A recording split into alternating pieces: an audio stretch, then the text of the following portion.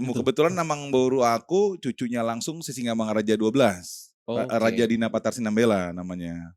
Nah itu Oh. cucunya langsung, jadi kalau setiap upacara kemerdekaan di RI gitu, mulai dari Soekarno, Hatta, Soeharto semuanya selalu diundang, tapi udah almarhum sekarang. Iya. Nah itu yang menceritakan bagaimana sebenarnya Sisingamangaraja itu kan kalau dibilang orang katanya dia ditembak gak bisa mati gitu kan. Iya. Dia terus kalau kena darah dia ilmunya hilang. Sebenarnya Iya. bukan begitu. Jadi sebenarnya kenapa Sisingamangaraja itu kan dibilang kan waktu dia putrinya ditembak, terus dia ditembak karena dia kena pegang darah Darah itu putrinya, ya, heeh.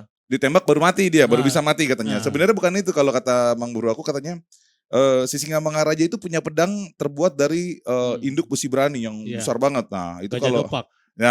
kalau dibilang sama orang Inggris kayak King Arthurnya, pedang King Arthur. Iya, iya. Nah kalau besi berani kalau kita segini aja kita tarik kan susahnya setengah mati, gimana kalau pedangnya. Nah jadi kalau dia hunuskan di depan ini, gak ada peluru yang bisa nembus dia, katanya Berani. begitu. Kemungkinan itu menurut survei yang dia ini.